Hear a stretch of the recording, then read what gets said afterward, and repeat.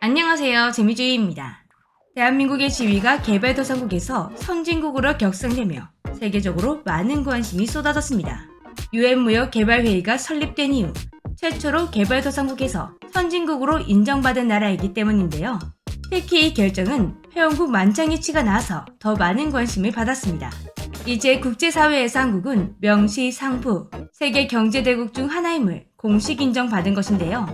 연이은 비극을 겪으며 세계에서 가장 가난한 나라가 되어야만 했던 우리 한국이 겨우 60여 년 만에 경제대국으로 성장한 모습을 보고 많은 나라들이 축하를 보내주었지만 시기 또한 만만치 않았습니다. 최근 몇몇 나라에서는 우리나라의 이상한 사진을 가지고 자국과 비교하는 일이 빈번하게 일어나고 있었는데요.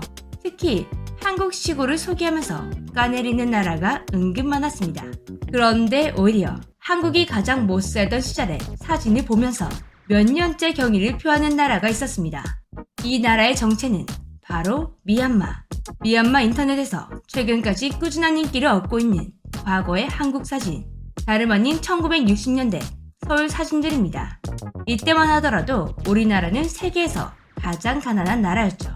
심지어 북한보다 더 못 살던 시절이었습니다. 그런데 2022년 한국은 세계에서 가장 잘 사는 나라에 포함되어 있습니다. 반세기 만에 가장 가난한 나라에서 선진국으로 선정한 것은 정말 기적이라고 밖에 표현할 수가 없는데요. 노벨 경제학상을 받은 로버트 루카스 교수는 자신이 연구한 한국 경제발전 연구 논문의 제목을 아예 Making a miracle. 기적 만들기라고 붙여버렸습니다. 그만큼 세계적으로 봐도 우리나라와 같은 사례는 눈을 씻고 봐도 찾을 수가 없는 것이죠. 우리나라의 기적 같은 변화는 미얀마에게 희망이 되고 있다고 합니다. 미얀마는 영국 식민지 시절 아시아 최대 쌀 생산국이었습니다.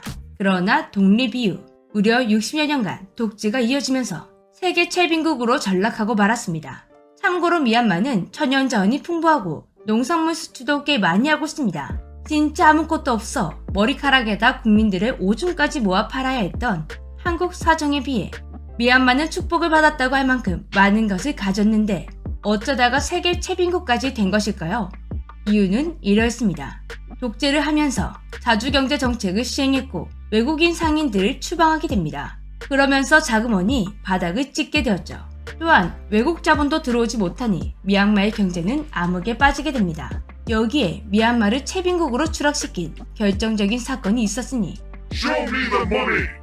넷팩트 말고 스타크래프트를 떠올리시면 됩니다. 스타를 할 때 저 치트키를 넣으면 돈과 가스가 무한으로 채워지죠. 딱 그런 상황이 현실에서 일어난 것입니다. 하지만 현실에서 쇼미더머니는 진짜 돈만 찍어내다 보니 치트키가 아니라 비극을 불러올 뿐이었습니다. 무한대로 찍어 나오는 돈 때문에 물가는 폭등, 미얀마는 돌이킬 수 없는 강을 건너게 되었습니다.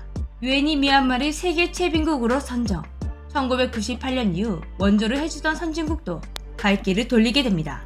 그러나 어느 날부터 미얀마는 다시 성장 가능성이 높은 나라로 평가받게 되었는데요. 미얀마가 민주화에 진입하면서입니다. 비록 많은 아픔을 겪고 성장을 하지 못했지만 풍부한 자원을 가지고 있으며 인구도 6천만 명에 이르기 때문에 성장 잠재력은 매우 높았습니다. 그러나 2021년 6월 8일 쿠데타가 일어나며 미얀마는 또 위기에 빠지게 되었습니다. 다시 절망에 빠진 미얀마에게 우리 한국은 희망이 되었다고 합니다. 미얀마는 식민지부터 독재 정권을 거쳤음에도 선진국이 된 한국을 존경하고 있습니다. 그래서 미얀마 사람들은 누구보다 한국 문화와 한국 컨텐츠를 사랑하는 나라가 되었죠.